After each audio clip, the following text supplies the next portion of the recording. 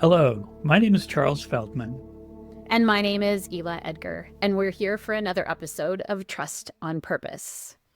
And Charles, where are we going today? Well, I would like us to explore this idea of pausing and taking a look inside. I got a newsletter. I get newsletters from someone I follow whose newsletters I really appreciate. Her name is Melly O'Brien.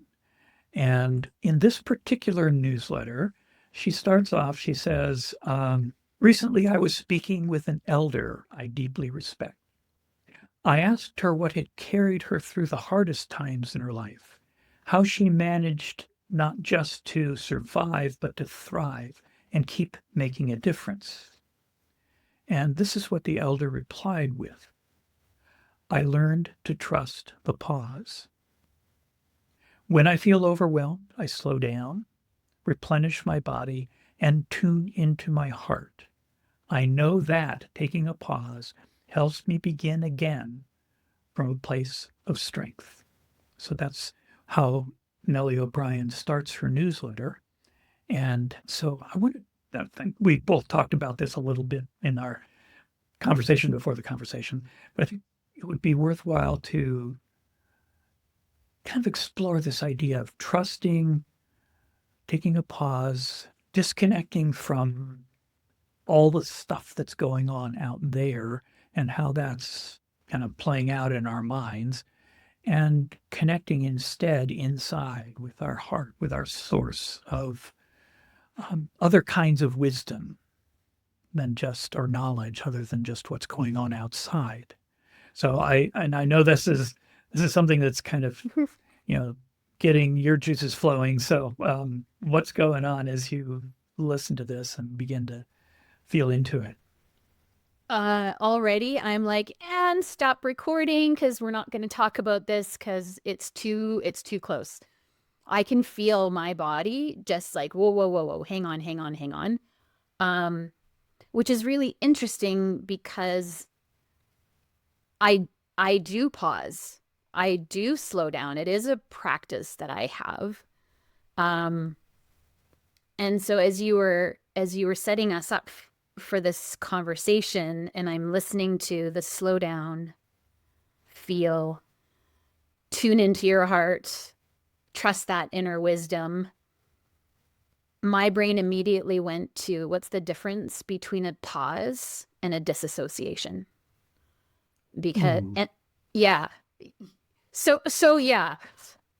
And I think why this is fittingly the mug that I have today, why this is so spicy for me is I think that I don't think I know that I spent some time this week absolutely disassociating. So I didn't want to feel. I didn't want to trust the pause. I just wanted to push that away and not feel anything. And so, yeah, that's where I'm coming from this morning.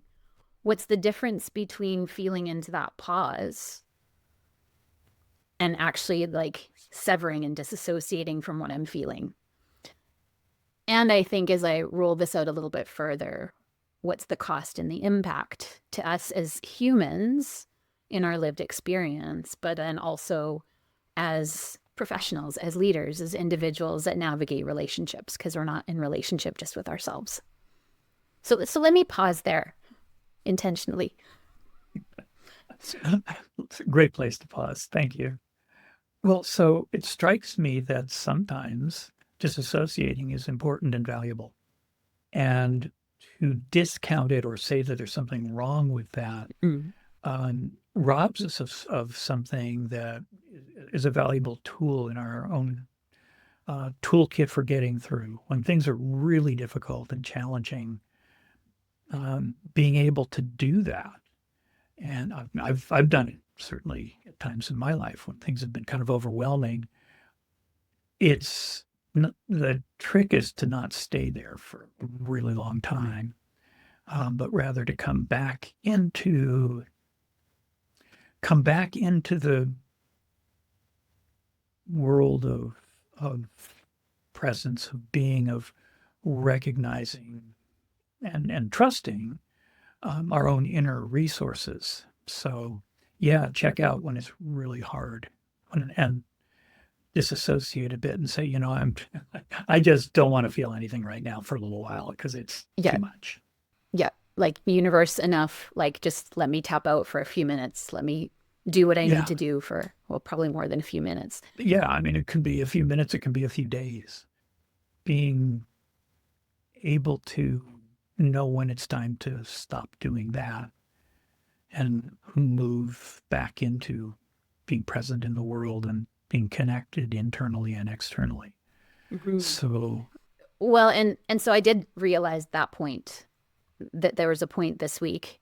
Um, I could physically, mentally, emotionally feel like, okay, it's time to do something different. To come out of this disassociation. And it was an interesting noticing for me, and no coincidence. I happened to receive a newsletter that I follow and very much appreciate. And there is an invitation to actually do some practice around feeling. And when the world can be overwhelming, the world was overwhelming for me, when I disconnected, it can be tricky to find what's the segue back. Because typically in a normal everyday, when things are going normally, the wheels in the bus are going round and round, I'm a deeply feeling person. So I do feel a lot. But that jump to I've been disconnected and disassociated to now I need to find my way back. And it was really interesting. This exercise was simply about, what temperature do you notice? hmm. And, it can be something as simple as, well, the tip of my nose feels cold. Or, my right armpit feels warmer than my nose. How curious is that? Or my breath feels a particular temperature. And so as a segue back into, I'm not jumping off the deep end into some really big feelings I'm probably not ready to sit with, but segueing back into, how do I start feeling again into my body and noticing what I'm noticing. And that was a really helpful exercise. That was a really helpful exercise with not sense making, like, not, well, of course your armpit's not warmer than your nose. So not the sense making, but just the noticing. Yeah. Well, and it strikes me that you're noticing sensations, physical body sensations, Yeah. as kind of a precursor, perhaps, to then allowing in some of the emotions Yeah. that are maybe a little more challenging. Um, and then from there, perhaps uh, really connecting deeply with, why am I here, and what do I need in this moment? What's important to me in this moment? Yes, there are these big emotions that are here, and what do I want to do with them that are Mm-hmm. different from the sensations? Because, yeah, it's interesting that you mentioned for you is, tip of my nose, and I'm going to date myself here, and probably also reveal something else about myself. But um, many, many years ago, I read a book called The Teachings of Don Juan. And in one experience that the Carlos Castaneda, the author, he talks about being really kind of tripping out on some kind of, I think it was peyote. And he, to the point where he was pretty lost. And Don Juan brings him back by telling him to look at his hand, Mm. see his hand, feel his hand, notice, and then bring the other hand.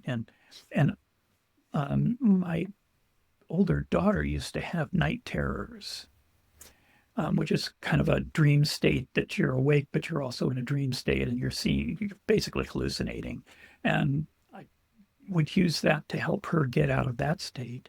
And then I figured out, well, I can use that to get out of my own disassociated states if I need to, Yeah. and have used it. So, yeah, it's that, again, that Yeah. sensation, connecting with sensation first, and then moving from there to emotion, which is different. Yeah. Yeah. And so if we go back to that statement that you started us with, where Melly O'Brien is speaking with this wise elder and saying that I learned to trust the pause.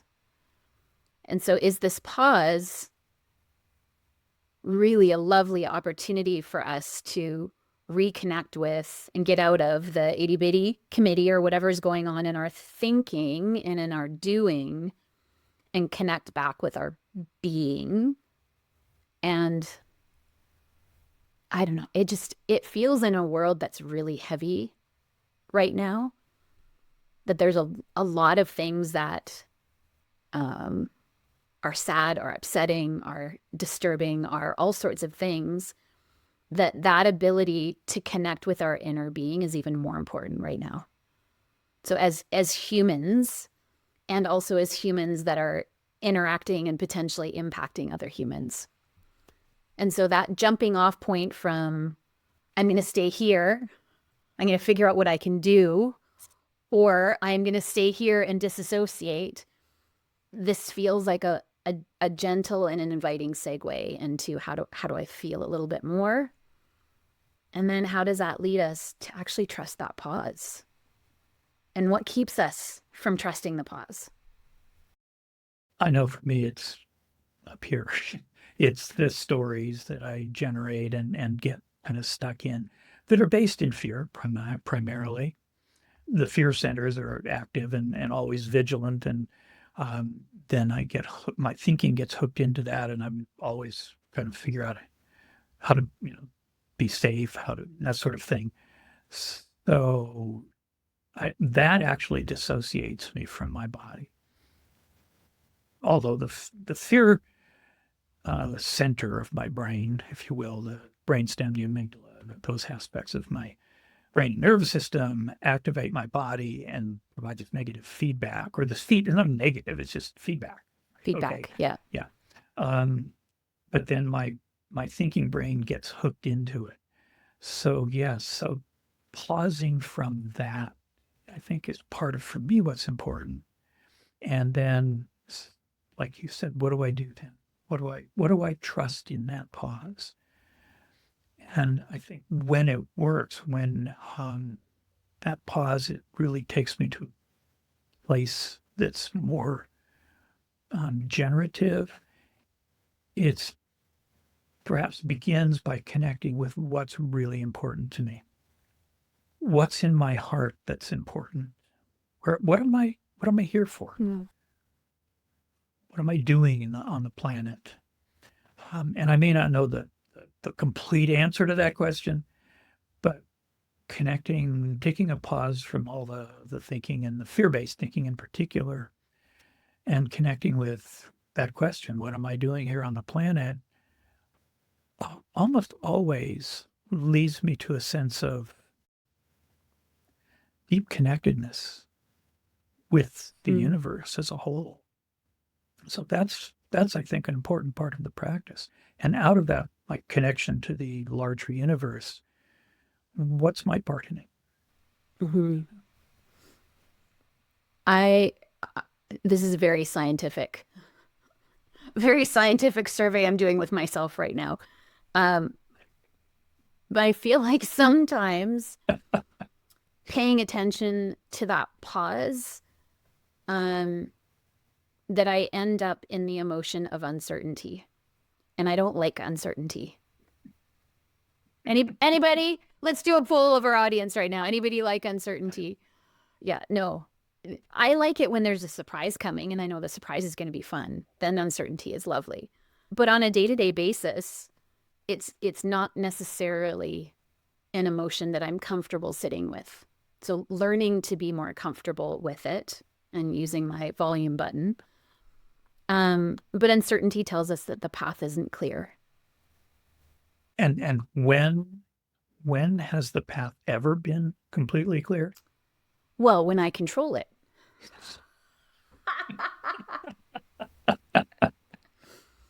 When I control it, when I have planned, because I'm an organizer, that I know 12 steps ahead of any given something. I've mitigated, I've got a backup plan, whether I'm facilitating or speaking or cooking in the kitchen. I have, what's the word I'm looking for? I've mitigated risk and uncertainty because I overplan, because I don't want to be uncertain. So I want to like stay here for a minute. What's the invitation for us to stay in the pause and be in uncertainty? Because over controlling or over planning or over scheduling or over the whatever I do, over functioning at times is really good because I don't have problems. But obviously there's a cost to that as well. What's the cost? I'm exhausted. I'm burnt out. Not currently, because I'm trying really hard not to do that. But if instead of saying we, if I think about in my even last few years, how much time and energy I've put into navigating uncertainty to reduce it or push it away. But you're right, like life is uncertain all the time. And I find, well, maybe it's just me. Maybe my planning is faulty, but I I don't plan for enough contingencies. But it seems like, I plan for all these different contingencies and think I've got it covered, and then something happens that's out of left field, and it's like, wait a minute, where did that come from? I didn't plan for that one. What do I do now? So that's a moment for pause, for sure. Ooh, and tying that into many of our trust conversations is breakdowns happen. How do we navigate a breakdown? We rely on our network of support, and that requires trusting them and trusting that we've built those relationships, that we have the ability to navigate a breakdown, that breakdowns are just part of life. Oh, this is just not where I thought this conversation was going to go today. Me either. Wow. We could have planned for contingencies and other kinds of conversational directions, but here we are. And yeah, uncertainty is part of life. And it's actually part of what really allows us human beings to be creative, to innovate. Because if we are always constantly planning and over planning, we're not ready to take advantage of those amazing accidents that show up, those chances out of nowhere. Mm-hmm. Or when they do show up, we're knocked for a loop because our best laid plans have just been dumped in the trash. So I'd like to do a tiny little, like, I've got Ross from Friends screaming in my head, pivot, pivot. So we're not going to do a pivot. We're not going to do a pivot. How does this pause and being a little bit more comfortable with uncertainty help us when we're in a leadership role? It's a great question. I'm just putting myself mentally in that situation and noticing when it helped and when I was able to use it to move things forward in a good way, to move the whole team forward in a good way. I think for me anyway, it helps to connect with what's important to me. I guess I'll say it differently. What do I love? Mm. And what brings joy, not just to me, but to whoever I'm working with.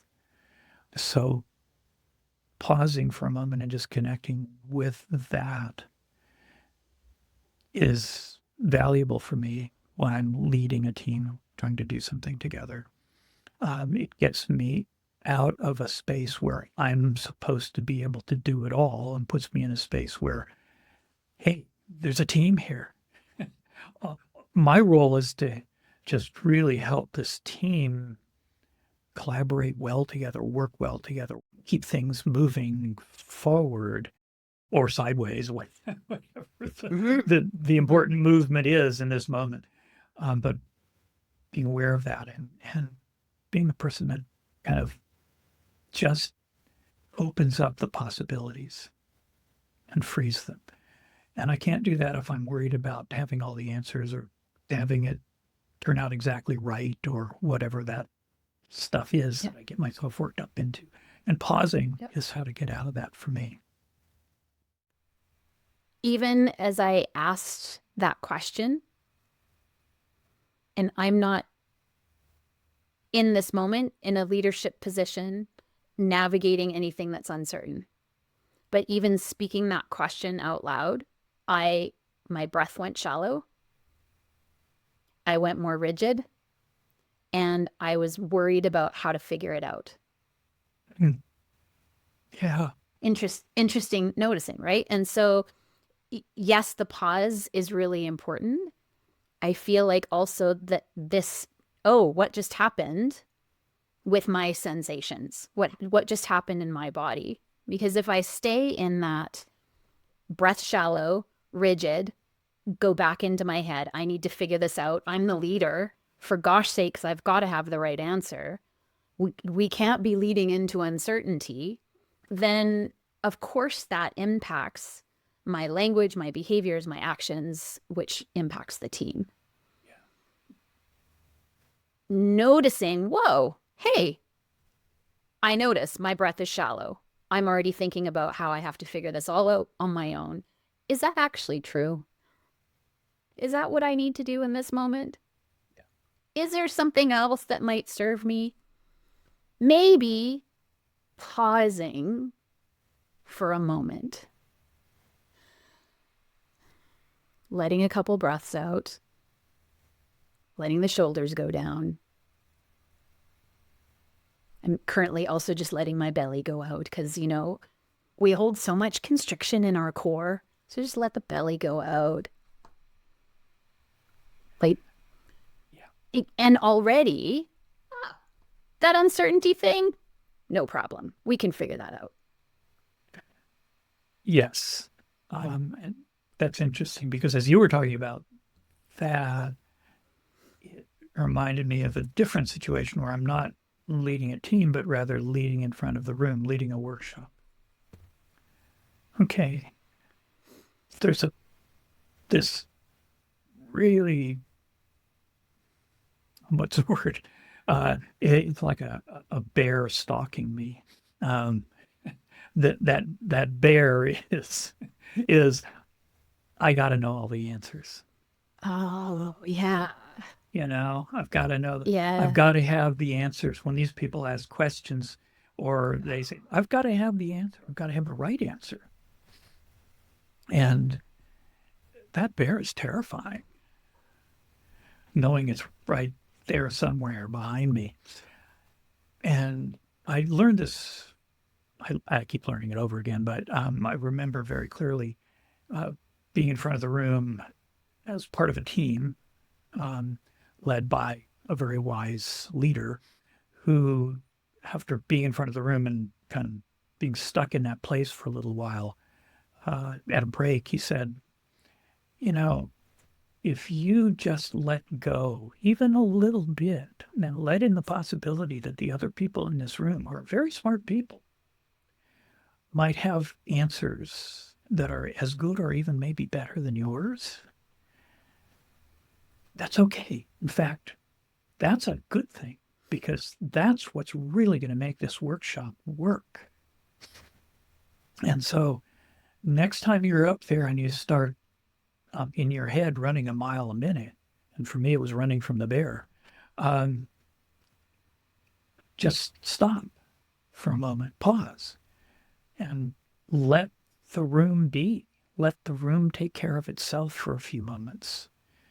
And your job will simply be to kind of, what's the word, summarize and whatever it is, make sense of everything, basically, pull together what people have said. And that made a huge difference. And it still does because I still have to remember to do that when I'm in front of a room full of people. It's them who have who I want to hear from and who want to hear from each other and from themselves. Not so much me. And so we're back to trusting that pause. Yeah. we're back to trusting that pause. And what becomes available now, the other word that's popping into my head right now is surrender, which, again, not a word that or not an emotion that I'm wildly excited about, because full surrender feels very vulnerable, right? Too open. I'm basically standing naked on the highway and everybody I know is driving by. Like, here I am. It's not a good visual. Sorry. But again, we don't have to feel, and we get to decide and navigate to what volume or intensity are we going to feel these different emotions.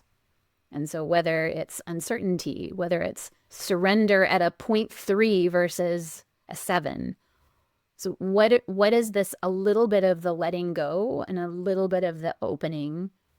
How does that allow us to feel a little bit more of the pause and to stay there for even a nanosecond longer? And it's interesting. I have been practicing pause very intentionally for the last couple of years. And I had a couple of colleagues share back that, like, oh, Eli, I just can't do that. Like, I've tried to pause. I just can't do it. And I'm like, well, what do you do? Well, I'll sit on the deck with my, coffee for 5 minutes in the morning, and then I got stuff to do. So I got to go to work. I got to go do things. And so I just can't do it. I'm like, well, what if you stayed as soon as you feel that energetic move, like I've got to get moving, that's where you go, oh, hang on, 3 more breaths here. Yeah. Or I remember we were joking about it, but it's actually not a bad strategy. A leader that worked in a very, very, very busy environment, an athletic club, like there's lots of movement, there's lots of moving pieces all the time. And so for her to find a moment or two to pause was pretty difficult. She was always surrounded by people and things and requests. And it's like, you know what? Sit 5 more seconds in the bathroom. 5 seconds. That's it. And what does that 5 seconds give you more of than if you hadn't gifted that to yourself? So how do we give ourselves more of this pause and then learn that we can trust what we're listening when we do that? And I'm pausing intentionally here because I'm part of me, my head wants to jump in and say something, something at least marginally profound. But there ain't nothing there. Which is another good time to take a pause and let that be okay. Yeah. And that I don't have it, that I don't need to have something to say that's, impactful or profound or whatever in this very moment. That I can trust that someone, somewhere, somehow it will show up, maybe just in the mind of a listener, that we will never know about. I think one of the other interesting things that's popping up for me is that when I am in the pause and I'm maybe not intentionally thinking about, can I trust it or can I not trust it, that my inclination to not stay is when I don't like the answer I'm hearing. It's like, oh, no, I don't want that. Oh, I don't want that. Yeah, no, sorry. Right. Excuse me, that doesn't work for me. Yeah. So in that pause, and that learning to develop our listening and trusting our listening, that we can't cherry pick, like, oh, I like that answer. I like that feeling. I like that outcome. That feels good. I trust that. I'm going to take action on that. That there's also this possibility that we may listen to something that is uncomfortable, not what we wanted, or an awareness. sitting yesterday out on the back deck in the few moments of sunshine that we had, and a thought popped into my head that I've never had before. And I'm like, wow, where did that come from? And is that something that I want to dig into? I'm well into my 50s. How is it possible that I've never had this thought before? So in staying in the pause, okay, now I don't have to do anything with it. I can just hold it, tuck it in my back pocket for now. But yeah, there's this interesting piece about what happens if I don't really align with or like what I'm listening when I'm pausing. And is that when we push away and say, no, I don't trust that? Could be. You're kind of back to the topic of uncertainty. It's always uncertain what might show up. And we have no control over that. But I want control. I want to be certain. Yeah. Yeah. Me too. Yeah. Yeah. All of us, I think, to some degree or another, usually a pretty high degree, which drives a lot of, I know for me, it drives a lot of my behavior, like you're saying. You know, Yeah. Yeah. I want that certainty, man. I want to know what's going to happen. I want to know what's going to turn out. Yeah. I want to make those plans. I want to make that decision. I want to prepare for that outcome. Those are things that matter to me. Those are things that I want, that I care about. And so to not know or have uncertainty around how they're going to work out, or if they're going to come to fruition, or what they're going to look like. No, I don't want that. So, No, thank you. yeah. So trusting the pause, trusting taking a pause, and not trying to control it, not trying to take it in a particular direction, being okay with the uncertainty of where that pause might take us, what might show up in that moment is part of life. And even in that uncertainty, I think there's a great value in taking that pause and being okay with that uncertainty and with what shows up. I think it allows us to be bigger than our thoughts alone. Which my thinking mind is just rebelling against 100%. Yeah. Wait a minute. No. My thoughts are what it's all about. Right. And there's something bigger than my ego thoughts. Yeah, there is. And that's, I think, for me, what taking that pause is about, is connecting with that. I'm thinking again about this from our leadership lens. And what an incredibly bold, courageous, authentic, and vulnerable declaration that a leader could make to his team to say, here's what I'm uncertain about. Here's what we are certain about. Here's the data that we know, or here's what we know to be true. And this piece, wildly uncertain, we don't know, we don't have data, we've never been here before. And so I'm openly declaring that collectively, I need your help to navigate this uncertainty. Like goosebumps. Yeah. If a leader said that. And how not only freeing to remove that expectation that the leader has to figure it all out, but as an incredible extension of trust to his team or team to say, I trust you to help me navigate this. I know that you have competence. I know that you have thoughts, ideas, all sorts of things that I don't have. And I welcome those. Yeah. That when that happens, when leaders make declarations like that, boy, it opens up all sorts of powerful possibilities. The team unlocks the team. And I've seen the consequences of both that and the opposite, where the leader believes they have to have all the answers and locks the team into the leader's own sort of relatively small world. Yeah. Leaders can have a pretty big internal world, but they can't be as big as their team. And so trusting that, wow. And the opposite, like, oh my gosh, even if the leader didn't use these exact words, but the message being implied was, I know everything, I've got it figured out, I don't need your help, you don't have anything of value to contribute.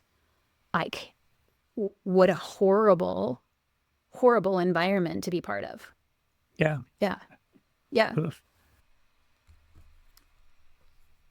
Where do we want to leave I think there's an invitation here for our listeners to practice. Yeah.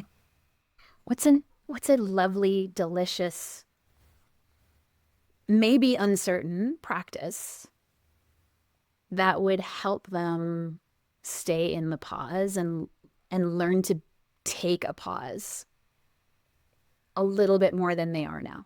Yeah. Well, first of all, taking a pause, because I suspect that some of our listeners don't really do that as a practice at all. So making it a practice to periodically pause and connect inside. And then whether it's asking and doing so with a particular question in mind, but not taking the thinking mind in, not just simply stopping for a few moments from talking and mulling it over in the thinking mind, but rather connecting with what's important about this to me. What am I paying attention to? And what am I missing? What am I not paying attention to? And just let that sit, those questions sit without answering them, which is uncertain, without answering them right away. Let that just percolate. So that's part of the pause for sure. And then, as you say, staying in it for a little bit longer. And I know for me, and you described it really well, my body starts to want to move forward, right? It's like it's conditioned to, okay, let's get going now. We've been in this pause for 30 seconds.